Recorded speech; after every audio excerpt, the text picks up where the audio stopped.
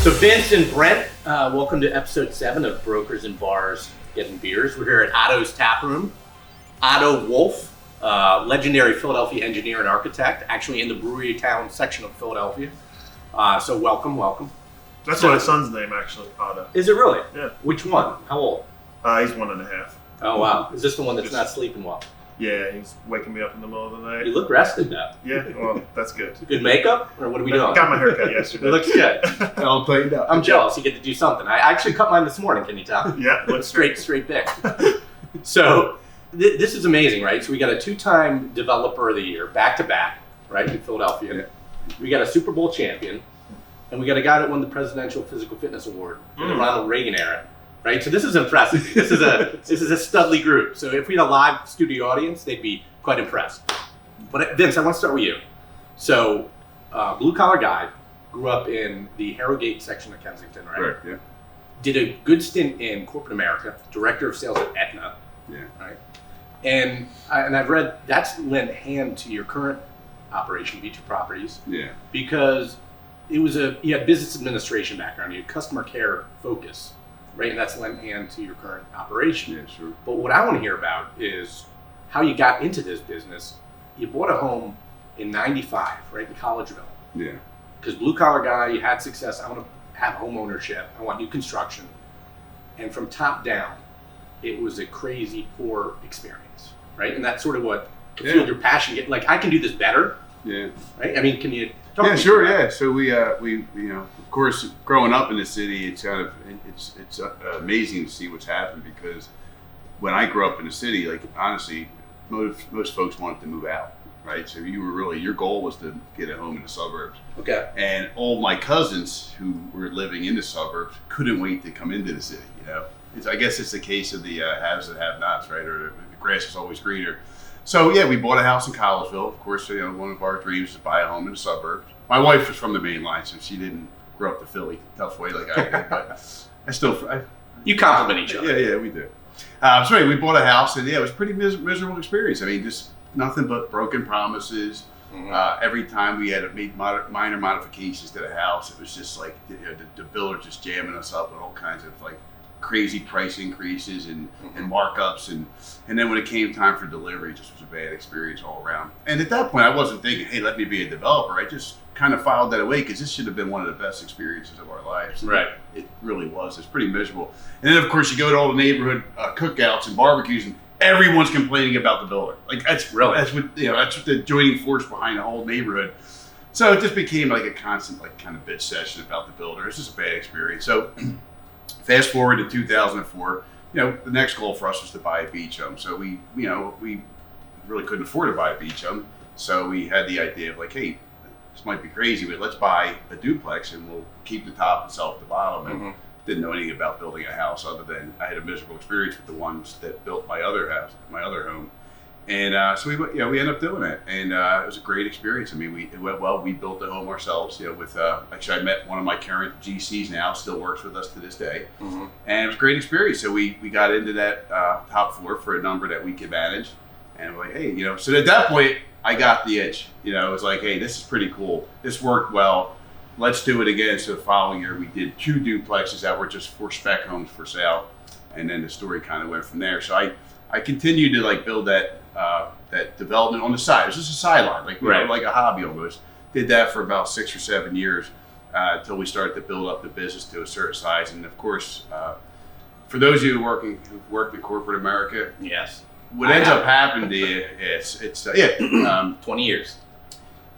I was out with friends last night. We were talking about this, and their daughter's in the same boat, but you don't realize that you really don't like what you're doing, because what you're chasing early in your career is money.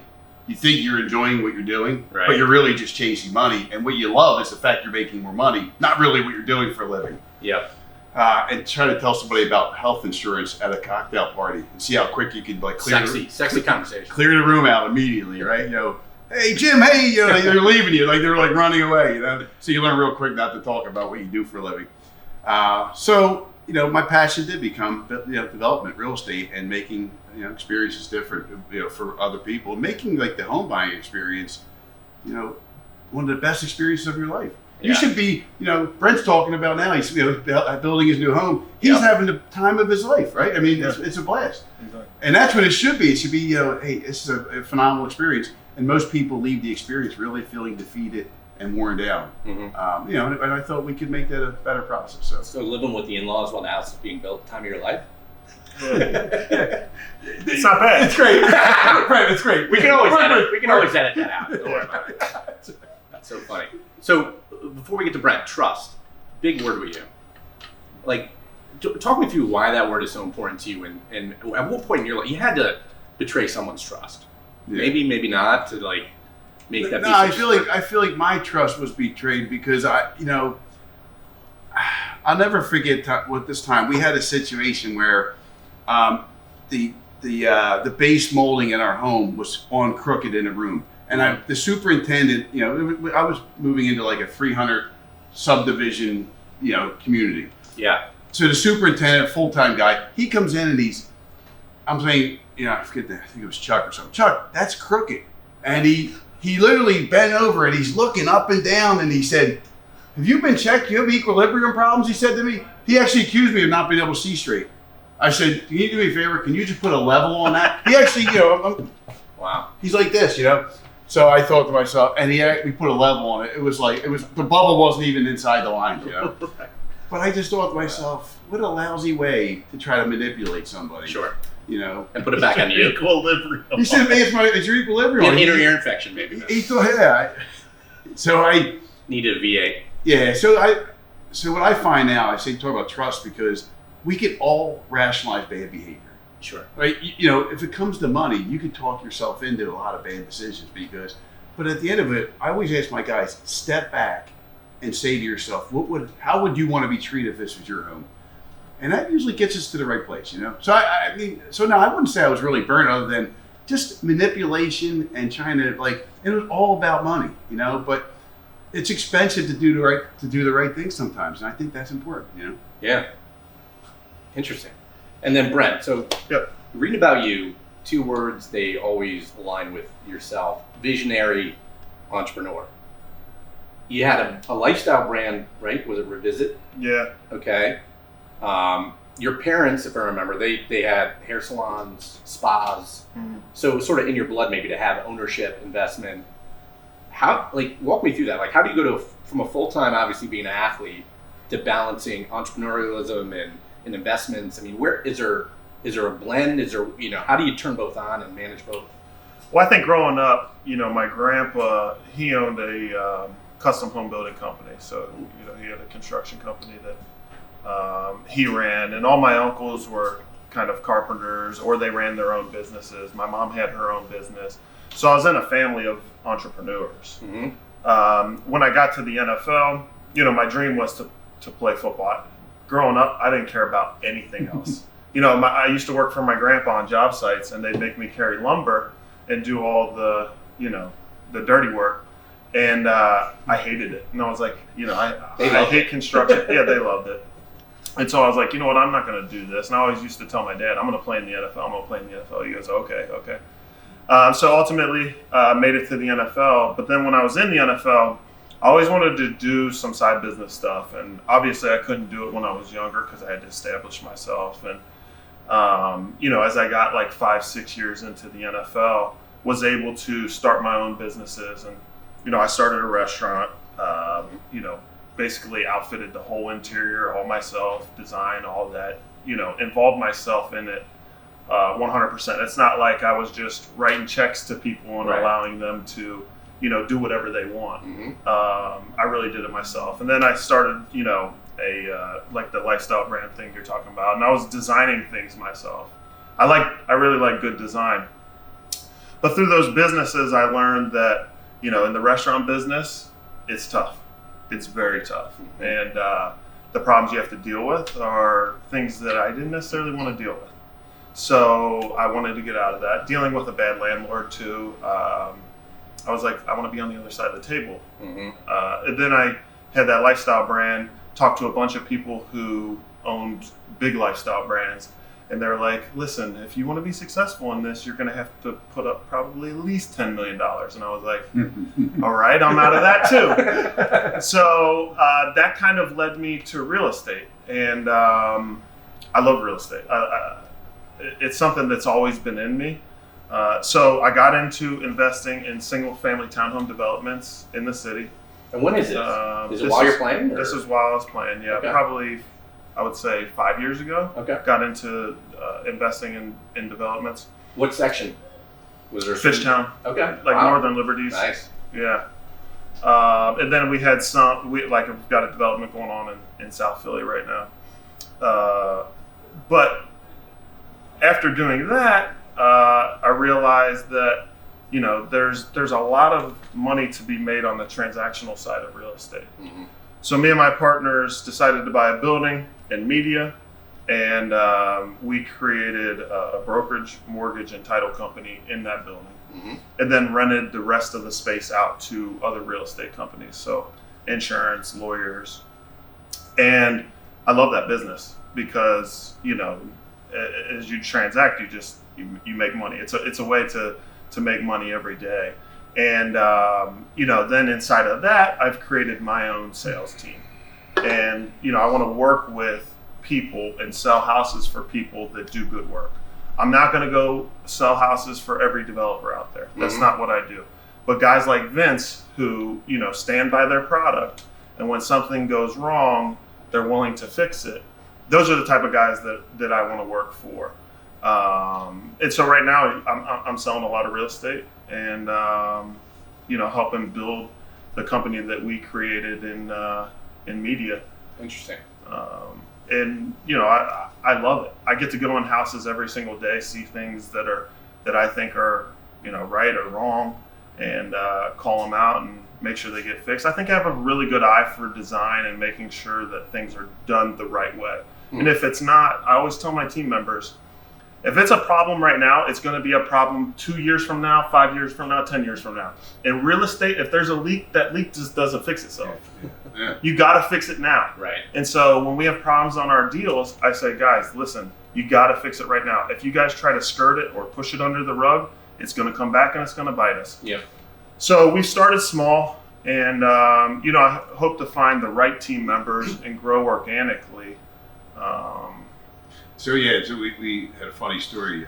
We're working on a house together where Brent was able to find a buyer that you know, wanted to make some pretty significant customizations to the house. So I'm on the phone with my director of field operations, and he's talking me through it, and then all of a sudden there's like a hoopla in the background. He goes, "Hold on a second, Brent Celek just walked in." He goes, "Everyone's all charged up here." And you know, he knows Harold on my team, and Yeah. Harold's funny. Harold doesn't care who Brent Celek. He doesn't care who anyone is. Yeah, I know. He's like, "Oh, hold on a second." He goes, "You know," but it was really humorous because two things. Brent shows up. He answers his phone, which it shocks the hell out of people. Yep. He shows up, and you know, even that meeting, you know, Brent walked in to make sure that the client was comfortable with what we were doing, and you know, I don't think that's the perception, is that he's just writing checks and not engaged. So that's been really cool for us. And you know, Brent touched on something that I think is important, is that, you know, he talks about a brand. Like, to me, you know, Brent Celek has a great brand in Philadelphia, right? Just because of who he is to the city, what he meant to you know, sports in the city. And I would like to think, hey, I want my brand to be worthy of Brent's name, and hopefully Brent, you know, feels like, you know, he wants his brand to be maintained and be maintained by our company. So that's been good. I mean, so I think it's really important to work with like people who you trust, who you know will do the right thing. So you bring up a really interesting point. I was thinking this. So maybe it's my insecurity, right? And I may be this way or feel this way, but Brent, so you are a celebrity in Philadelphia. Mm-hmm. You walk into that room, like Vince says, there's a hoopla because of what they know of you as an athlete, maybe. Do you yourself ever try to digest, okay, well, I don't want to just be seen in that light. I want to be seen for my keen eye development, my education around real estate. Like, do you ever battle with that internally? You're going to get calls, you're going to get meetings because of who you are, but you want to be more than that. You want to be seen in this new professional life. And it'll happen. It takes time. Like, you know, I started playing football when I was in the second grade, and I didn't make it to the NFL until I was 21 years old. So I know that it takes time. As long as I show up, give it everything I got, and I'm honest with everyone that's there. Yeah. in the long run, I'm going to be good. Yep. And so that's kind of how I feel. So I had one thought coming into this, and I thought of it more after we had a little conversation here. So the rookie mini camps, when people come in, and now these are young athletes coming into the league with newfound economy, right? They've got new revenue streams coming in that they're not accustomed to. Do people come in and talk about real estate investment and passive income and ways to make that money work for you? Because that's a great industry maybe to have them have their money work for them passively. Listen, I've gone back and forth on this all the time. I agree with you, and I think it needs to be talked about with the guys. But the problem is like in real estate, you can make a lot of money and it can be very good, or if you have the wrong partners, you can lose a ton of money. Right. And so it's like you go in there telling them that this is a great investment, this is something great. You put them in touch with somebody who is not doing the right thing, then you're liable, because you're the one that's putting them in touch with them. Sure. So it's really a fine line. I do want to help the guys. Eventually, the longer I'm in this business, and the more opportunities that I get, I definitely want to help these guys. Right. Put their money in places that I know that it's just going to appreciate over time.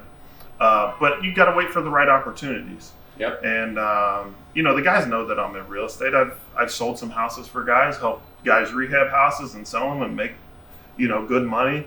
But I can't. It's not like the day I leave the NFL, I can just go all in. Like, hey guys, give me all your money. I got I'm your trusted advisor. Yeah, I'm your trusted advisor. So. The best way of doing it anyway is when people pursue you. Like when they see your success. For us, as we've changed, and I'm sure Brent's going to see this too, as we've grown and evolved, we don't pursue investors anymore. They're aware of who we are, what we do, and it's almost like if you do the things that you need to do, you can start to choose your clients. Right. And I think what Brent's going to find is they're going to see his track record. He's going to be having. He's not going to have a problem having people approaching him. And that's the best. To me, that's the best. That's the sale that's really a non-sale. Without a doubt. Yeah, I mean that to me is the way. That's when you're doing the right thing when people are approaching you.